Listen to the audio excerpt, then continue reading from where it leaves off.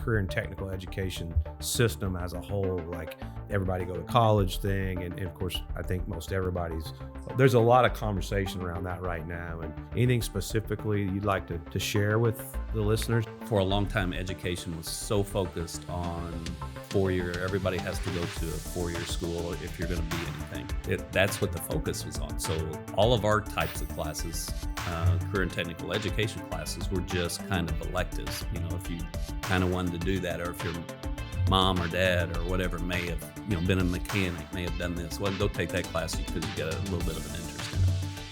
If they are able to complete a series of CTE courses, which they would be a concentrator in a certain area, in this case like welding, then that would also qualify them for one of the boxes, so to speak, that they have to check off for graduation. So the biggest piece is just that skilled workforce that we're needing. We want to feed into those students because one day they're going to be working for us. They're going to be the next generation. So as much as we can feed into them, what you're going to be doing, what you're learning now is so important to our community and our nation.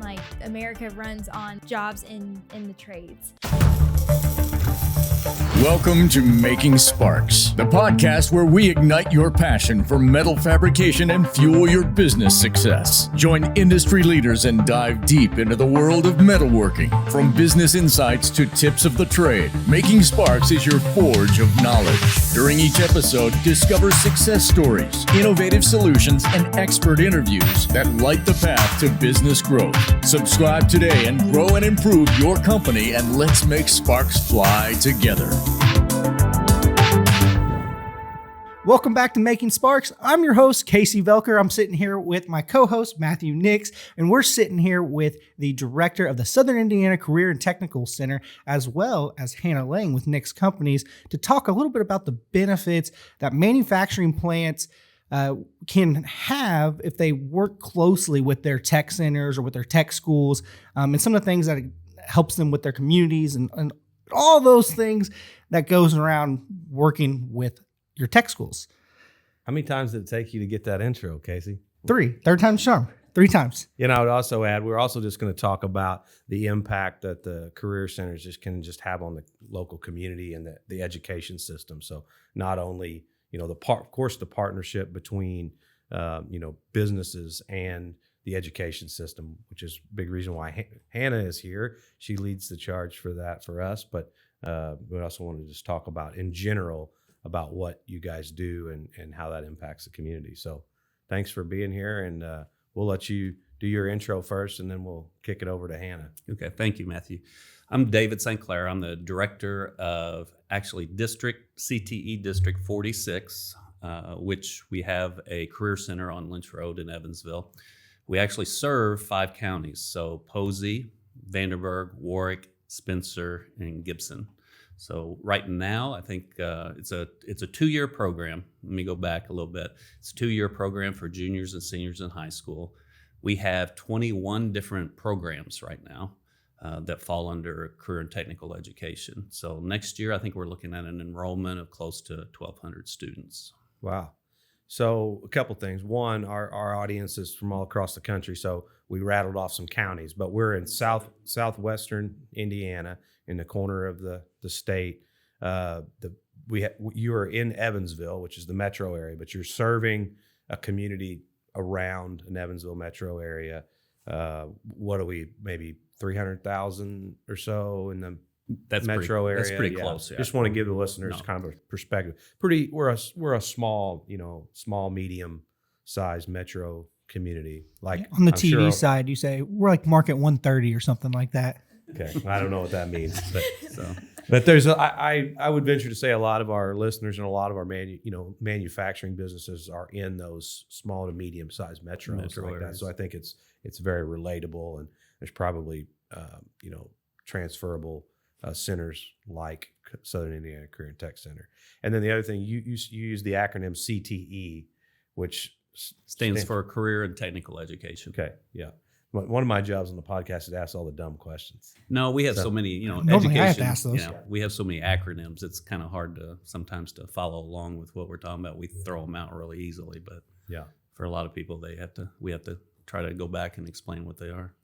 I'm going to interrupt everybody. Can I do my dad joke? Oh yeah, first time you've asked to do it. All right. So the editor who Must be a good one today. You're really excited about it. well, the editor of the show who does the claps or the boos sent it to me. So most likely this will be a clap when he edits this. I thought it was pretty good. All right. You ready? All right, David. What's the worst thing about manufacturing tabletops? I have no idea. It's counterproductive. Oh, geez. All right. But boom, right? Yeah, that was pretty good.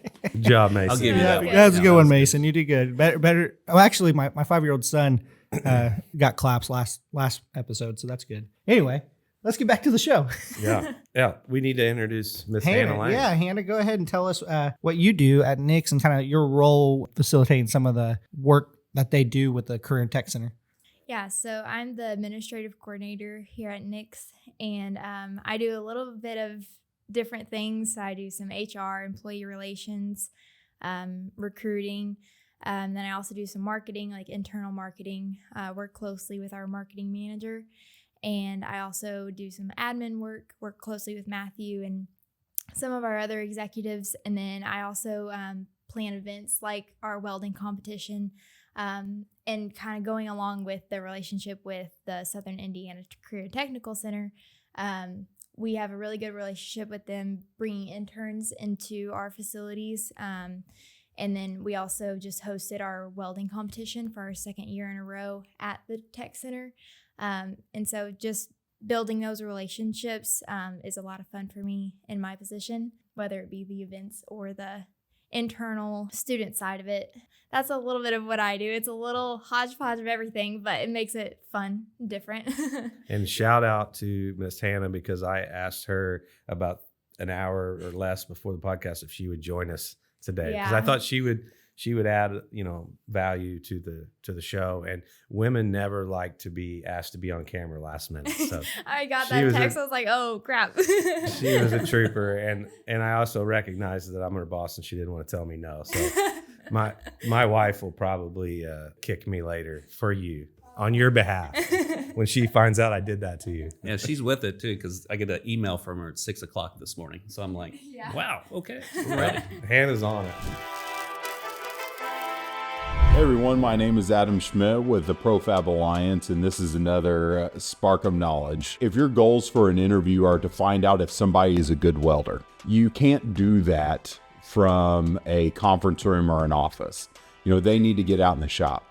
But if your goal for an in-person interview is to find out, are they going to be a cultural fit for our organization? Do they share the same values and beliefs? I highly suggest that you really sit down and come up with questions that really will drive answers back that you can judge upon whether they're going to be a good fit for your organization. Honestly, one of my favorite authors, his name's Patrick Lencioni, has just an expanded selection of great books. And the book that I want to talk about today is called The Ideal Team Player. And it really changed the way that we think about our team members and how we interview. So the Ideal Team Player breaks it down into 3 sections: humble, hungry, and smart, and in kind of a Venn diagram type. And if a person is the ideal team player, they fall right into the center of that. I guarantee it'll change the way you think about interviewing and bring value back to the hires and your organization as a whole. Well, since it's fresh on our mind, you guys just finished the second welding competition at the Southern Indiana Career and Technical Center. Hannah, you kind of gave a little background on it. I'm going to ask David, what have you seen? I mean, this is the second one. What have you thought about the welding competition so far with the partnership with Nix? Well, it's been, I think really for our school, for our students, our instructor, and we just changed instructors too. So it's, from the first year we did the competition to this year, there's been some fluctuation going on. So trying to get that lined out and all that. So props to Hannah for taking care of all that for us this year. She did a great job. So just evaluation wise, there you go. I'll throw that one in there. But, I think it's really neat that it just goes along with our partnership with Nix and what they've done for us for over, I couldn't even tell you how long we've been partnering with them, but bringing in where we have an industry partner come in to do a competition like that, because I actually reached out to some of our surrounding counties, not not even the ones that come to the Career Center. In some of those areas and CTE centers actually sent students down to compete as well. So we're getting our name out, and I think it's good for Nix. It's good for us just to show what we do.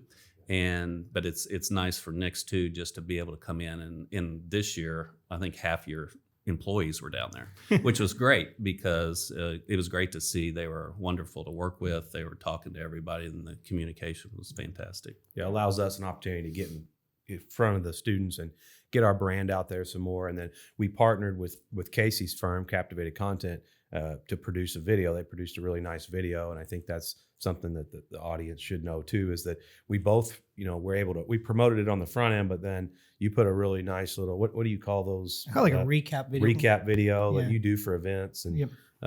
and then, it's co-branded between our two organizations, and just allows both of us to get more exposure after the fact. We can share it on social media. Well, and David mentioned, like, obviously having a lot of Nix team members there, but the fun thing is the guy who won the pro competition wasn't even a Nix team member. Not that Nix has all the best welders, but Well, we're hosting the event. If our own people win it every year, It would look really bad. Low bad. Hey, People may I not will come say back. though, you watch the judge. I mean, they don't It's know. random. It's all blind. Like The they're judging sitting is there, blind, and they yeah. got. Okay, this is a guy that don't know anything about the tools, but they got the tools out, looking at the welds and stuff. And I was just like, oh, well, I guess they said the pro competition, who came in second, who came in, which I think the guy who came in second was a Nix guy. It was really close. But I think you mentioned reaching out to some other CTE places. I think the gentleman who won the apprentice division was from Pike County. Pike County. So, because when I was interviewing him, he goes, yeah, I don't go to the career tech. We're not allowed to. Like, we're not, like, it's not in our district. And I'm like, again, to give the oh. listeners perspective, I mean, that's an hour or so outside of, Yep. of our market. So traveled in to be a part of the competition, which is really cool. Yeah, I think that's really cool. I was just going to have Hannah. I mean, how do you think the partnership with the Southern Indiana Career and Technical Center for this welding competition, like how has it helped? We talked off camera that Nix was going to possibly do a welding competition on their own, but it just made sense to partner with Southern Indiana Career and Technical Center. Why did it make sense? Well, first of all, they have great facilities there. It's perfect for a competition setting. Each welder is able to have their own booth with their own welding machine. And it's all the same. It's all the same, yes. Which Our is important. shop environment would, we have nice welding equipment, but it's not a consistent setup. Yeah. So just the facility itself has been, the perfect setup for a competition like this. But then just the relationship that we've had with them, like we talked about, like, it's great promotion for SigTech. It's great promotion for us. And just hang on. Time out. Mason, edit this out. The relationship that we've had with them, it's just strengthening that. Able to make connections with those students that go to the tech center, and then also surrounding communities as well. Students that aren't even familiar with what the technical center has to offer. I think it's cool to be able to, for them to be able to get exposure to people who wouldn't originally make a visit to the tech center. To add something to Hannah's part too, is the suppliers that you all have. Some of them are suppliers for us too, on a much smaller level. But it's neat to see and to have them participate, donating materials, Like consumables, those types of things. One of the as judges well. was from Lincoln Electric, which Yes. is Yeah. really cool. And We're getting welding helmets donated for prizes and things of that nature, and just creating the buzz. And also just, you kind of hit on this, but to take it a step further, folks coming in for this competition that would have otherwise never been in the building. well, parents were there. Like, Yeah. parents were there. there, It was yeah. it was like it was really cool to see, like, a community event. And they're going to go tell people, even our team members that would have never stepped foot inside the building, they might have a son or daughter that's in middle school, and they were like, wow, that's a really nice place. And now all of a sudden they're going to encourage their kids to explore that, and maybe they wouldn't have. And I will say that the sponsors that we reached out to, like, they are so excited to be able to donate to a competition where it promotes trades and where it promotes students, because we know, and our suppliers know, like, that's our next generation of workers. So just being able to get their name out there and be able to provide for those students, I think they were really excited about it. And yeah, I think it was just cool to have the parents there. They're excited to see their students compete. Yeah, we're just trying to really, make it a big production, make it exciting for them. Yeah.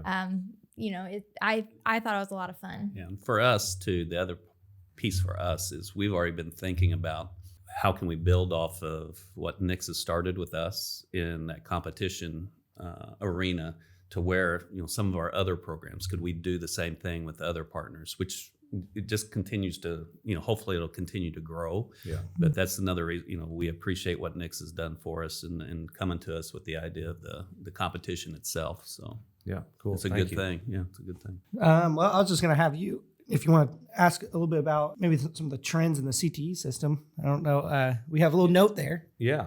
Yeah. I was just curious. What are you seeing right now in the career and technical education system as a whole, like trends? And, we talked just, I think maybe it was off camera earlier, but, just the whole everybody go to college thing. And of course, I think there's a lot of conversation around that right now. And there seems to be some movement and trends with different things, but anything specifically you'd like to share with the listeners I don't about know that?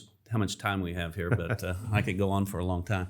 No, the nice thing is for career and technical education, there's for a long time education was so focused on 4-year. Everybody has to go to a 4-year school if you're going to be anything, if you're going to make a good living, if you're going to, whatever it may be, but that's what the focus was on. So all of our types of classes, career and technical education classes, were just kind of electives. If you kind of wanted to do that, or if your mom or dad or whatever may have, been a mechanic, may have done this, well, go take that class because you got a little bit of an interest in it.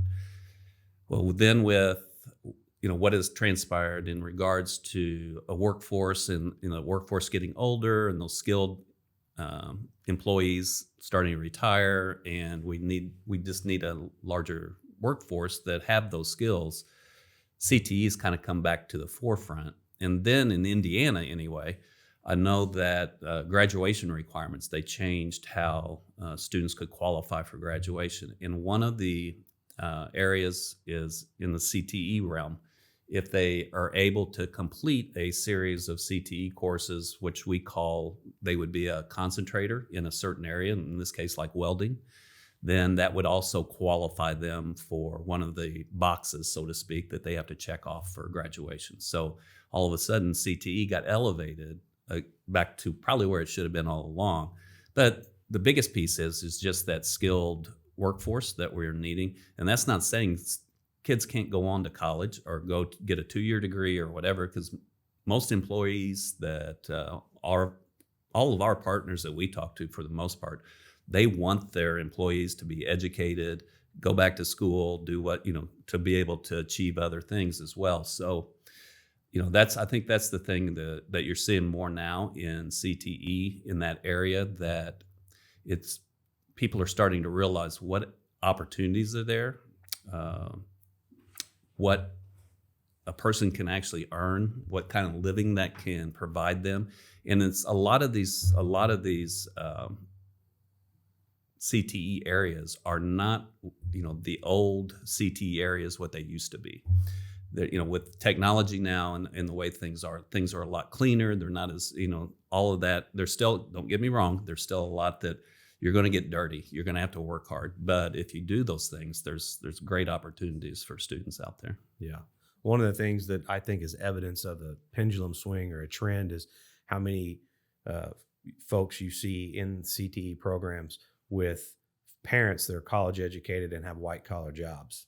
Right. And their kids are in there, but I think that is probably the most evident of a mindset shift. We're getting there. Still parents, I think a lot of them still have that, for Hannah to be successful, you have to go get a 4-year degree, and that's not necessarily the case anymore, because again, we have so many employers around here that have opportunities, but they also have tuition reimbursement. So you can start with a company and get that career started.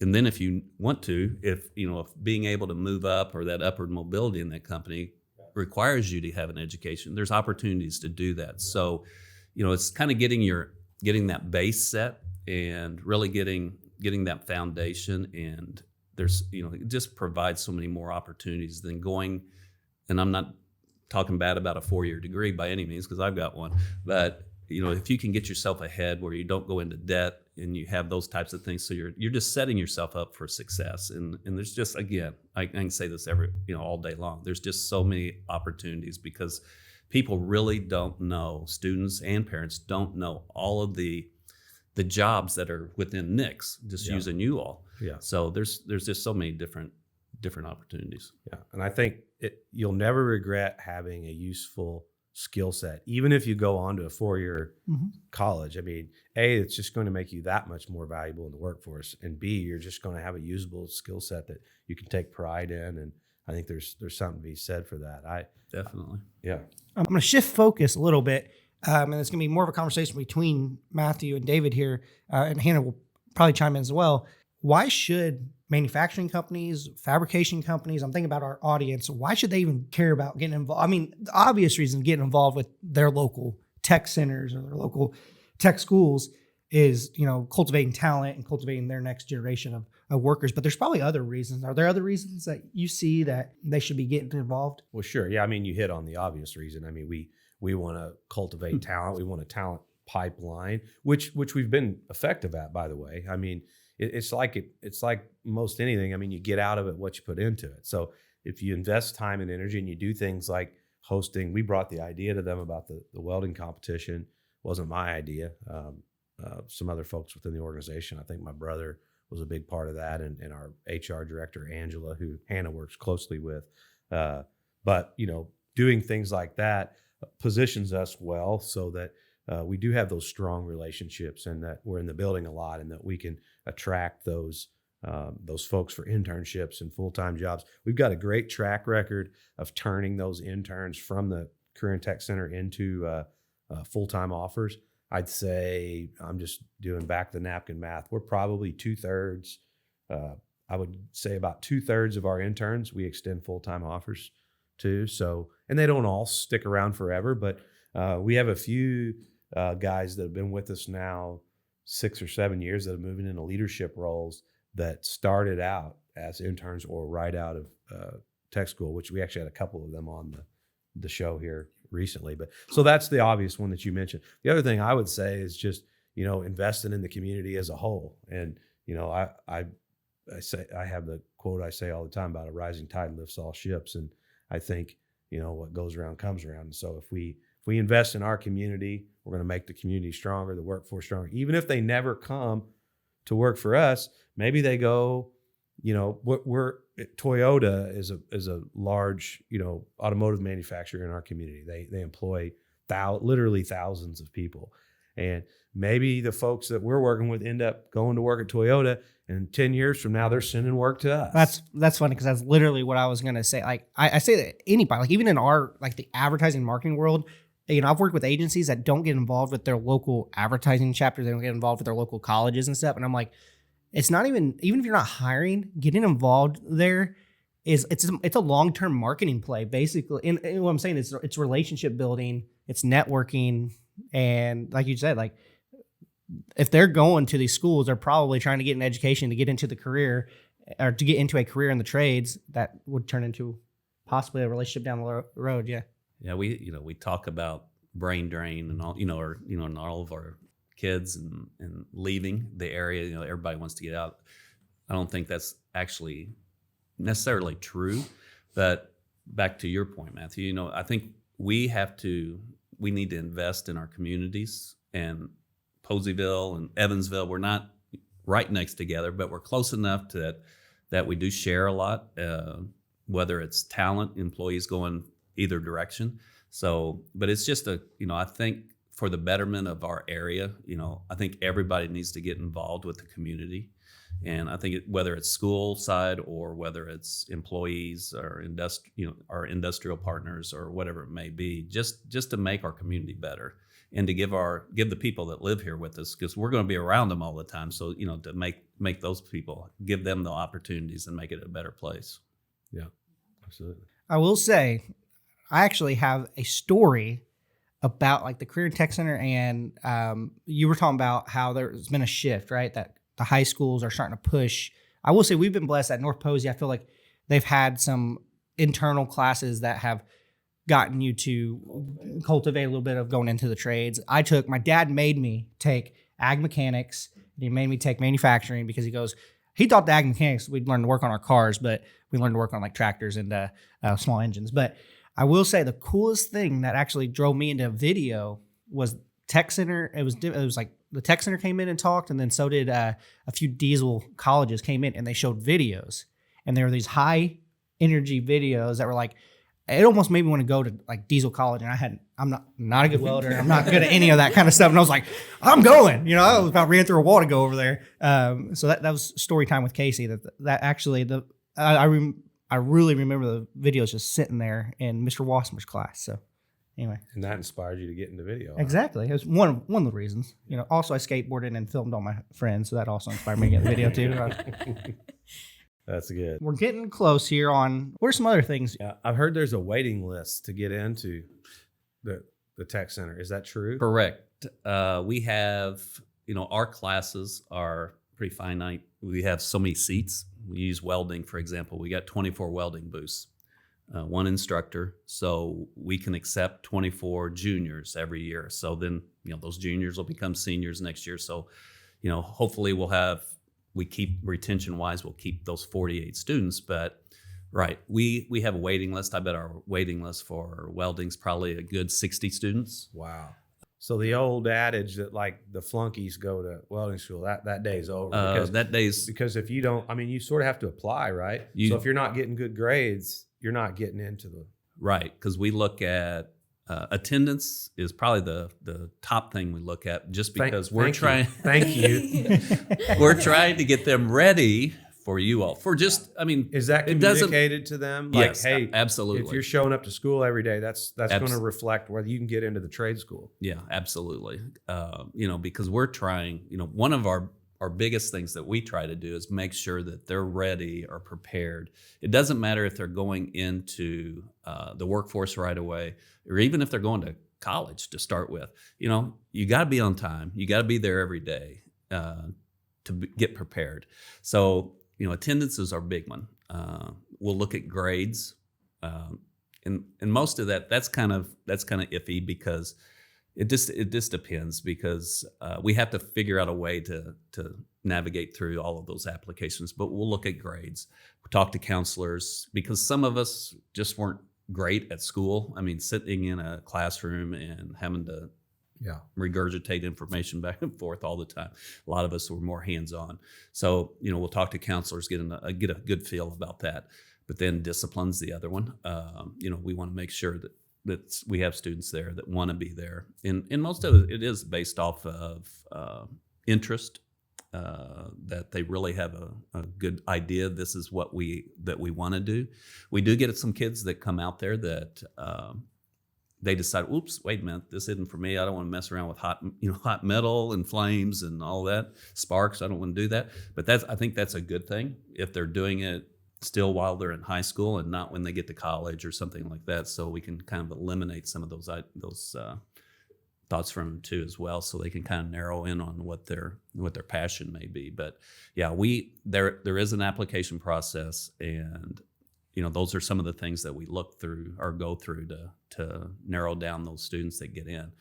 We'd like to expand. That gets pretty costly. And then space, all of those things that go into that, because we have I think when the Career Center was built back in 2006, we got 200,000 square feet, a little over 200,000 square feet under roof. And it was about a $60 million project back then. I don't know what that it would equate to now, but trying to expand those types of things when you're talking about public education and those dollars, it gets a little difficult. But. Sure, yeah, because there's quite a few public school systems that are all feeding into your... Correct. Yeah, we've got right now we've got 21 different brick and mortar schools that are able to send students to us. We accept public schools, of course, students, private, parochial, online students, any of those homeschool students, that they can apply and come to us as well. Yeah, that's cool. So just to wrap things up here, I think one more question I'd be interested to hear about is kind of what's next. I mean, you touched on that a little bit, but maybe, I think the big scale would be you want to add on and be able to bring more kids in, but maybe what's something more immediate that you're excited about and that you guys are working on? Yeah, we are. We've gained a little space in our building. We had a project-based high school that was there, and they were kind of outgrowing the space, and they moved to another location. So it opens up. They're basically classrooms, though. So, trying to put a welding lab in a regular classroom doesn't work. So, part of it is, with the school corporation, working with my downtown administration, working with industry partners like Nix, what can we do as a group? I can't put everything on Nix to help us do something, but it's like, what can we do as a community? Back to that idea, how can we expand, or how can we give students more opportunities? Because we've got a ton of students with interest. I talked about the waiting list just on welding. We have waiting lists in almost all of our classes. So, which is a good thing for CTE, but it's, unfortunately, we're not providing enough capacity to give those kids opportunities. So it's getting out and trying to figure out other ways, more innovative ways to be able to expand and create those types of classrooms for students and activities for students. Yeah, absolutely. Well, I hope that we can continue to work on that and expand that. Oh, don't worry. I'm coming back up to talk to you all here before too long on how we could do that. But Well, to wrap up, how could you were talking about these career and tech centers are part of bigger organizations. How can other manufacturing fabricating companies, if they probably know of their local tech centers, but maybe they don't know how to get a hold of them? As in, is it as simple as going to the website and reaching out? Absolutely. And if there are, and I'm not sure how the other states are set up exactly in regards to their career and technical education programs, but yeah, absolutely. Reach out to your school corporations, find out if they have CTE programming. I guarantee they would be super excited to be able to partner, have the option to work with a company like Nix. I use, and this isn't, but it is, but I use Nix all the time as an example of a great partnership, because you all are a family-owned operation, which helps us, because sometimes when you get with the larger companies, it's harder to get through the different layers. But it just shows what you can do if you have a great partner. And Nix isn't right around our back door. They're 30 miles away from us in another community, but they've made a commitment to really working with our technical center, our students in our program, but then also the high school that's here in Poseyville, and some other things. Actually, later today, I have a meeting with the superintendent of our high school. I mean, it's totally a coincidence, but they're going to do a multi-million-dollar CTE expansion at our local high school, which awesome. Right now feeds into the current tech center, and I presume still will in some capacity. But there's a waiting list. There's funds available, so North Posey's looking to do their own, and how can we get involved in that as well? And so, yeah, absolutely. I'm glad you mentioned that about small businesses too, because a lot of our listeners are smaller businesses. And I think the natural inclination might be, well, Toyota's working with them or so-and-so's working with them. But I'm glad to hear you say that you guys actually appreciate having some of the smaller folks. And so I would just tell our listeners, because we have a lot of owner-operator listeners, a lot of small, medium shops that, don't assume that your career and tech center doesn't want your involvement just because the big corporate folks are there. No, we have a lot of one-off mom and pop shops. It's what we kind of call them, that we partner with. If they can take a student, that's fantastic. If they can only take one, we'd love to have them, because it's an opportunity. It's a different setting. And a lot of our students better experience. Exactly, because a lot of our that. students would rather be with a small group instead of with a big company where you get lost in. So, that I think that's a plus in a lot of ways for career centers to be working with those small groups. I will say, the smaller businesses, I feel like they have a more personal relationship where they're able to, have maybe a little bit more flexibility. And I think it just goes back to we want to feed into those students, because one day they're going to be working for us. They're going to be the next generation. So as much as we can feed into them, we think the better. And, building those relationships, helping them realize what you're going to be doing, what you're learning now is so important to our community and our nation. Like, America runs on jobs in the trades. So I just think it's, super important to get out there and build those relationships with our students and help them realize, like, what you're doing is important. The things that you're going to be doing is impacting so much more than what I think you even realize. Yeah, that's a great perspective. Yeah. Thank you, David. Thank you, Hannah, for coming on the show. To our listeners, don't forget to rate us, review us, refer us if you really enjoyed the show. Share it on social media. Really, like the goal with Making Sparks is to inspire and educate owner operators, or even little leaders in the manufacturing and fabrication industry. So definitely share it with your fellow leaders. So. Yep. All right. Thanks, guys. Thank you. Appreciate it.